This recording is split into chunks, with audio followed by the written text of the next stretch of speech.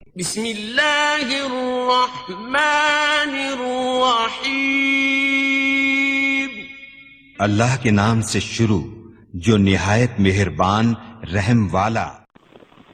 پیام لے کے جو آئے صبح مدینے سے، مریض عشق کی لائی دوا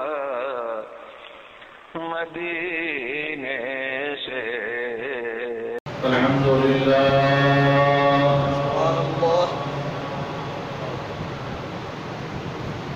الحمد لله وكفى وسلام على عباده الذين اصطفى،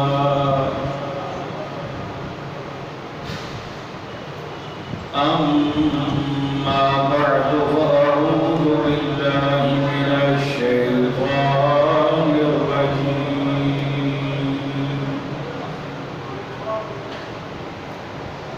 بسم الله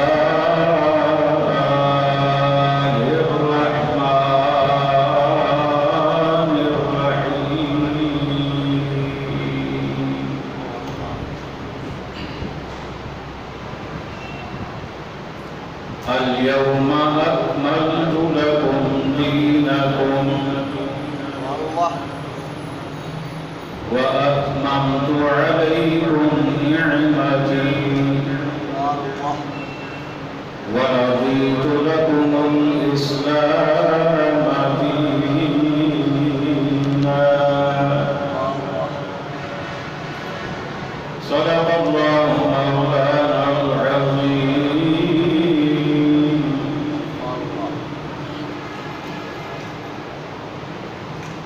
قال الله تبارك وتعالى في شان حبيبه مخبرا وآمرا، إن الله وملائكته يصلون على النبي، يا أيها الذين آمنوا صلوا عليه وسلموا تسليما. اللهم صل على سيدنا ومولانا محمد وعلى آل سيدنا ومولانا محمد وبارك وسلم. مل کر پڑھیے صلی اللہ علیہ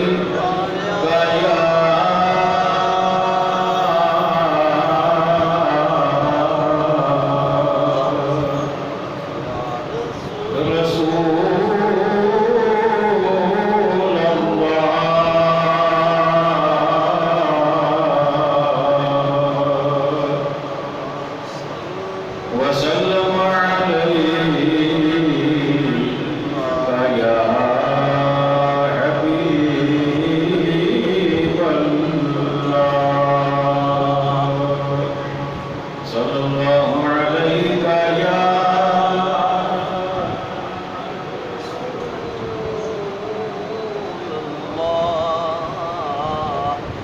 وسلم عليك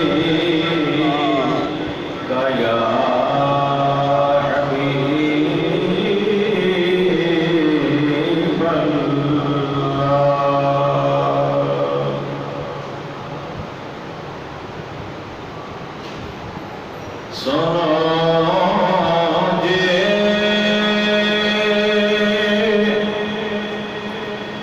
میرے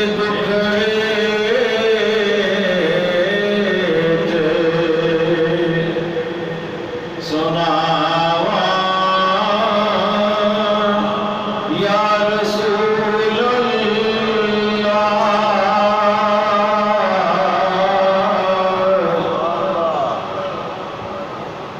سنو جے میرے دکھڑے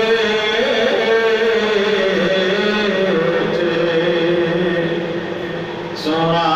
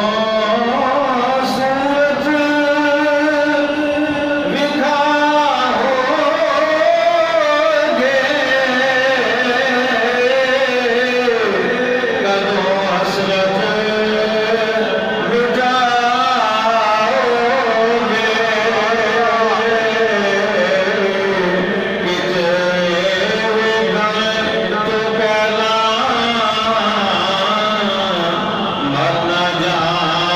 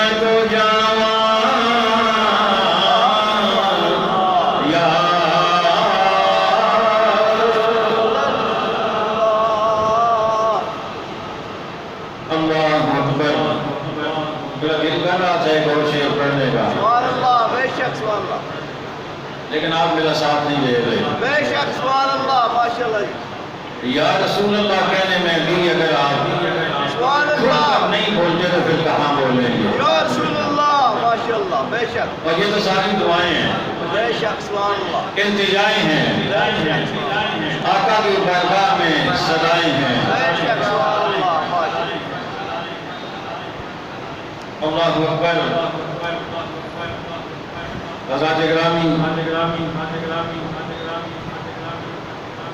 واجب صد گرام، بزرگوں، دوستوں اور عزیز ساتھیوں، اللہ تبارک و تعالی جل جلالہ وتم برہانہ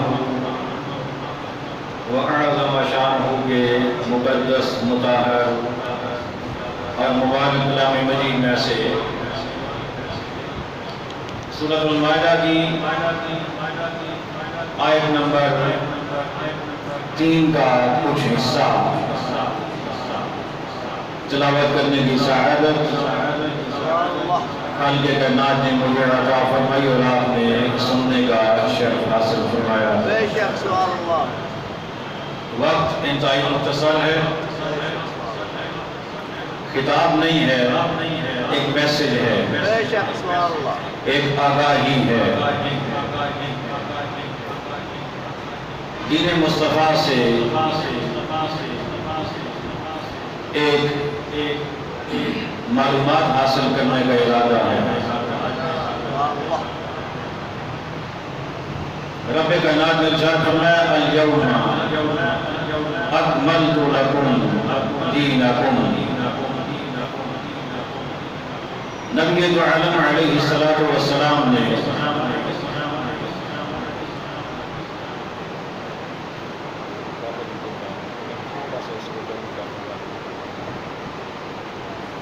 نبی دو عالم علیہ السلام نے جب آخری حج فرمایا بے شک سبحان اللہ. تو اس وقت یہ آیت کریمہ نازل ہوئی جس میں خالق کائنات نے ارشاد فرمایا الیوم اکملت لکم دینکم. فرمایا میرے محبوب کے غلاموں، آج میں نے تمہارے لیے تمہارا دین مکمل کر دیا. بے شک سبحان اللہ ماشاء اللہ. وَأَتْمَمْتُ عَلَيْكُمْ نِعْمَتِي، اور میں نے تم پر اپنی نعمت تمام کر دی. وَرَضِيتُ لَكُمُ الْإِسْلَامَ دِينًا. رب فرما رہا ہے کہ میں نے تمہارے لیے اسلام کو بطور دین پسند فرما لیا ہے.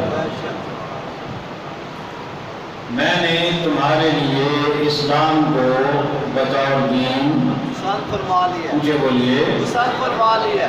پسند فرما لیا ہے. ہماری خوش بختی ہے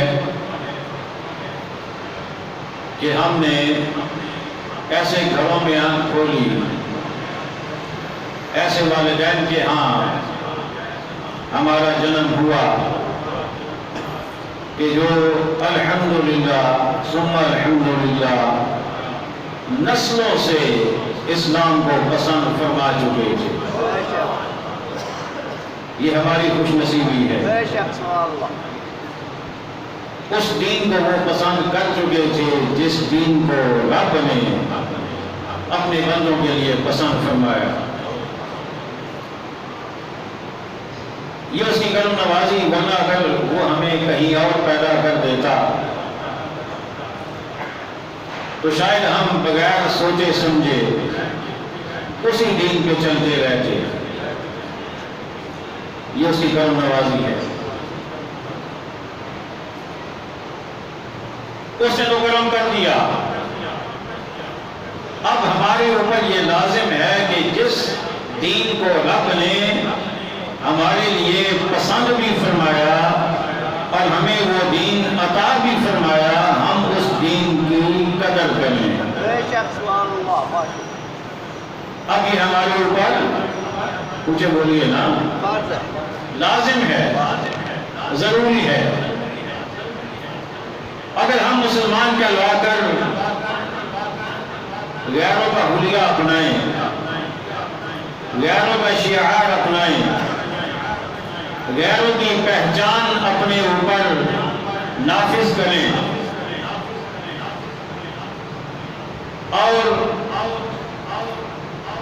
غیروں کے دین کو ہم یہ بھی کہتے رہیں گے جی اسلام دیکھا ہے تو وہاں دیکھا ہے، اور عجیب بات یہ ہے کہ جنہوں نے اسلام قبول ہی نہیں کیا، جو ہیں ہی کفر پہ، کچھ لوگوں کو ان میں بھی ایمانداری نظر آ جاتی ہے۔ استغفار، منافق لوگ ہیں وہ جی، مومن تو نہیں ہے نا۔ ہے نا عجیب بات؟ جی جی، جس میں ایمان نہیں اس میں ایمانداری کہاں؟ بے شک بے شک، جو دین پر نہیں اس میں دینداری کہاں؟ بے شک، سبحان اللہ، ماشاء اللہ، بے شک، ہماری خوش بختی ہے۔ بے شک، آج میں مختصر وقت میں 2-3 باتیں آپ حضرات کے سامنے رکھوں گا۔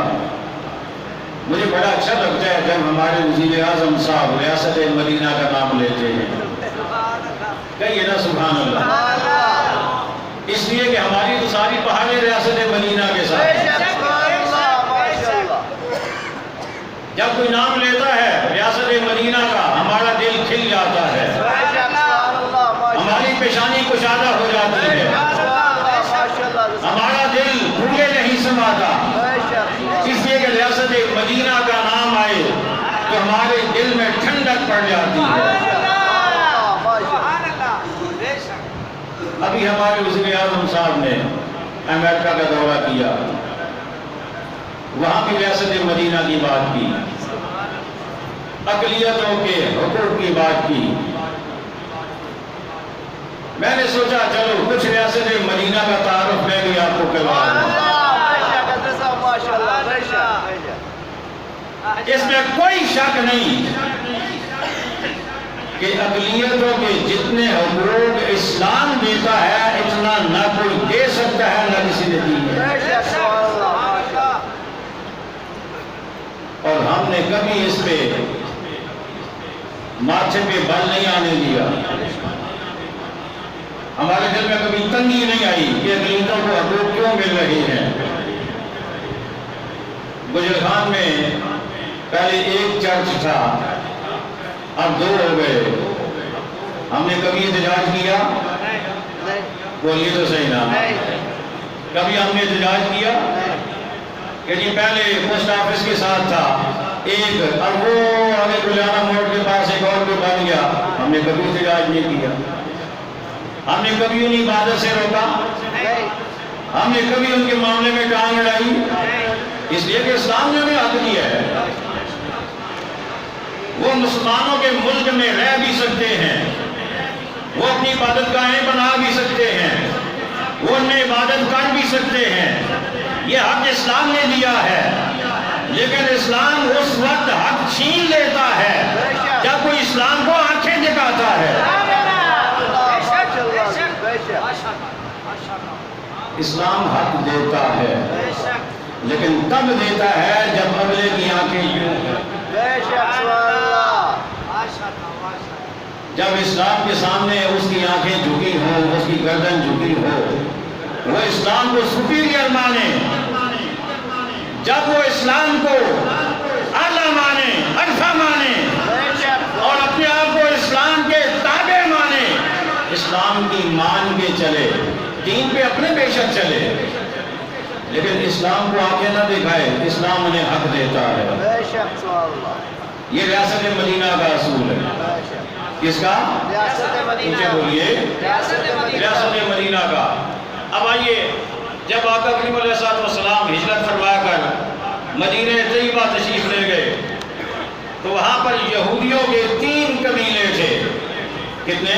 3 قبیلے، بنو قینقاع، بنو نذیر، بنو قریظہ، 3 قبیلے تھے اور اپنے وقت کے سپر پاور تھے۔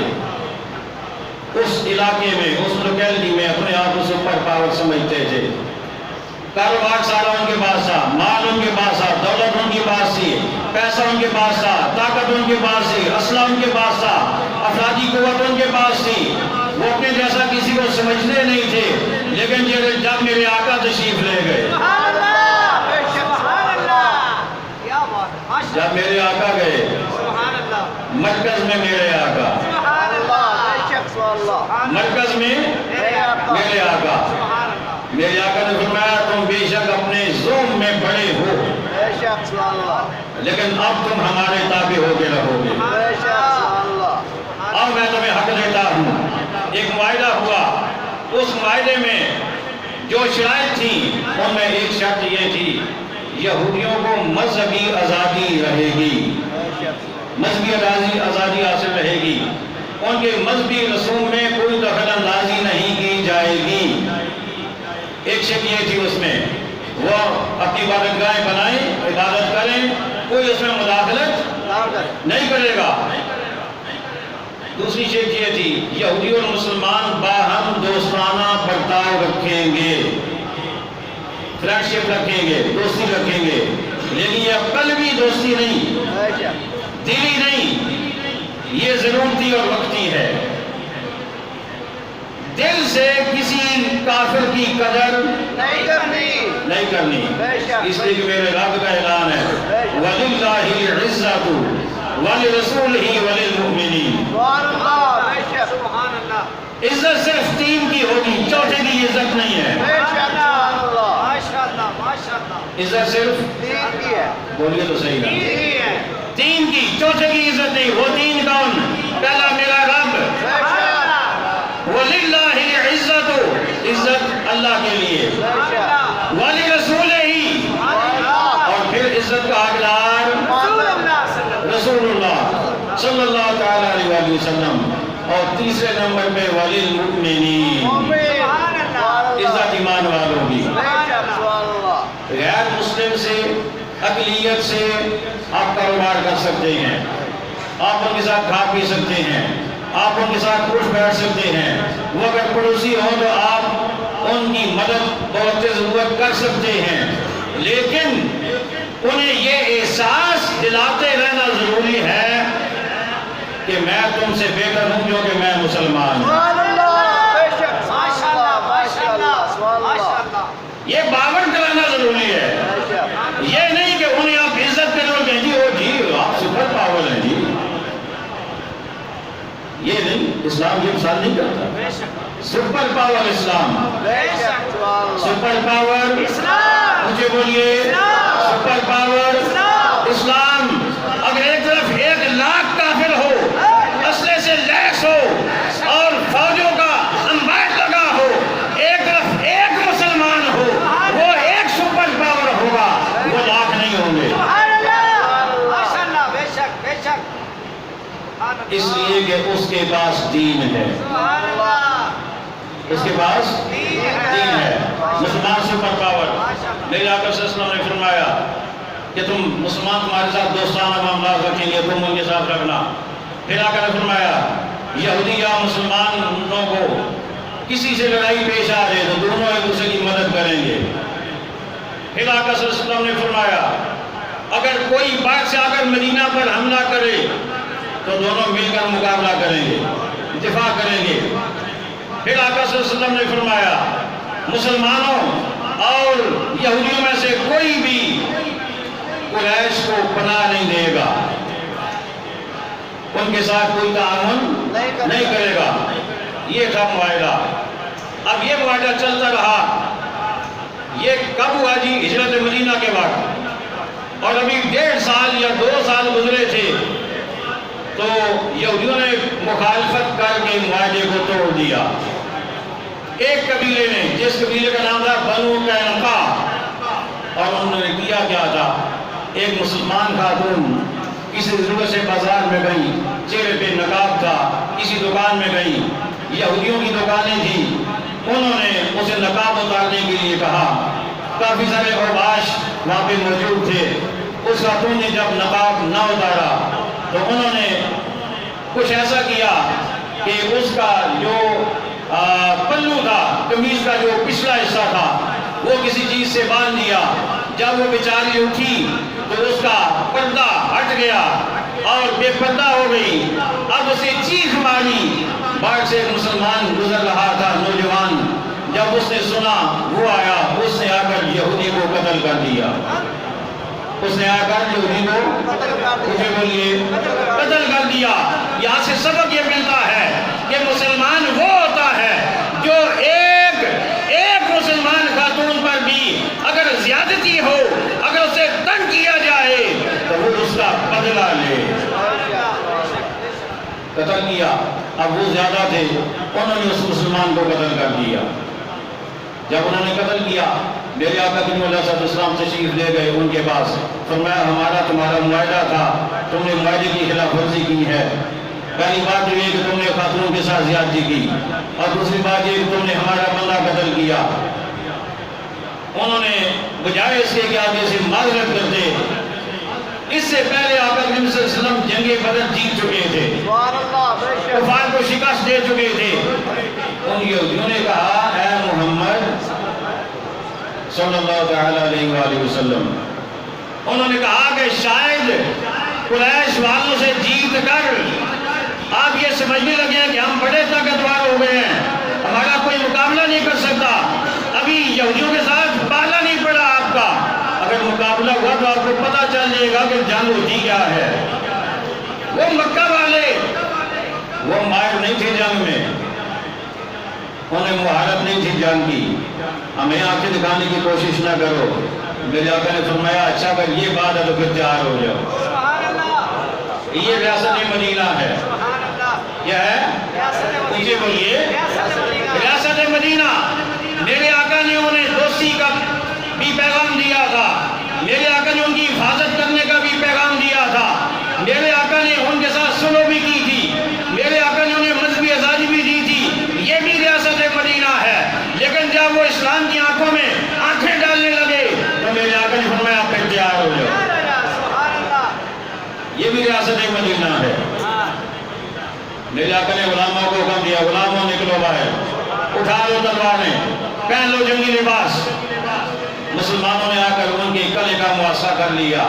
اب کافر کی کیا جرأت کے مسلمان کے سامنے کھڑا ہو سکے, کافر کی کیا جرأت کے مسلمان کے سامنے کھڑا ہو سکے. کیا ہوا, کلوں کے اندر بند ہو گئے. 15 دن تک محاصرہ رہا, کوئی کافر باہر نہیں آیا. 15 دنوں کے بعد خود انہوں نے کہا جی سبحان اللہ, کیا بات ہے, ہم معذرت خواہ ہیں, آپ جو فیصلہ کریں ہم وہ قبول کرتے ہیں. میرے آقا نے فرمایا 10 دن کا تمہارے پاس ٹائم ہے, 10 دن میں مدینہ خالی کر دو. 10 دن میں مدینہ خالی کر دو. 10 دن میں میرے آقا نے اسے مدینہ خالی کروا لیا. ان سب کو مدینے سے یہ کیا ہے, ریاست مدینہ, یہ کیا ہے, ریاست مدینہ, یہ کیا ہے. ریاست مدینہ. اگر اسلام کے تابع ہو کر کوئی زندگی گزارے, اسلام کو سپیریئر مان کر زندگی گزارے, اسلام کے سامنے آنکھیں جھکا کر رہے, اسلام کے سامنے گردن جھکا کے رہے, اسلام اسے مذہبی آزادی بھی دیتا ہے, اسلام اس کی حفاظت بھی کرتا ہے, اسلام اس کی جان مال کا تحفظ بھی کرتا ہے. لیکن اگر کوئی اسلام کے سامنے سر اٹھانے کی کوشش کرے تو اسلام اسے پھر اپنے ملک میں ٹھہرنے کی اجازت نہیں دیتا. بے شک یہ کیا ہے, ریاست مدینہ ہے, یہ کیا ہے, ریاست مدینہ, ریاست مدینہ. ابھی 2 قبیلے باقی ہیں, ان کے انشاءاللہ اگلے جمعے میں ذکر کریں گے. لیکن اتنا کہوں گا آخر میں صرف ایک بات, وہ بات یہ ہے کہ جیسے پہلے میں نے اعلان کیا تھا گزشتہ جمعے پہ قربانی کا موقع ہے. تمام حضرات جن کو بھی اللہ نے توفیق عطا فرمائی ہے ضرور ضرور قربانی کریں. یہ خدا رسول کا حکم ہے, اللہ تعالیٰ کی بھی ناراضگی ہوتی ہے اور آپ صلی اللہ علیہ وسلم بھی اگر کوئی طاقت کے باوجود قربانی نہ کرے. اور اس کے لیے یہ ہے کہ بکرا یا بکری جو ہے یہ 1 سال کا ہونا چاہیے, اور بیل گائے یہ کم از کم 2 سال, اور اگر اونٹ وغیرہ ہے تو 5 سال. تو یہ اس کے لیے شرائط ہیں. کوشش کریں کہ ضرور قربانی کریں. اگر ایک کی توفیق ہے تو وہ اپنی, اگر ایک سے زیادہ کی ہے تو پھر ساتھ اپنے علاوہ جس کی مرضی کر لیں. اللہ تعالیٰ توفیق عطا فرمائے. وما علینا الا البلاغ المبین.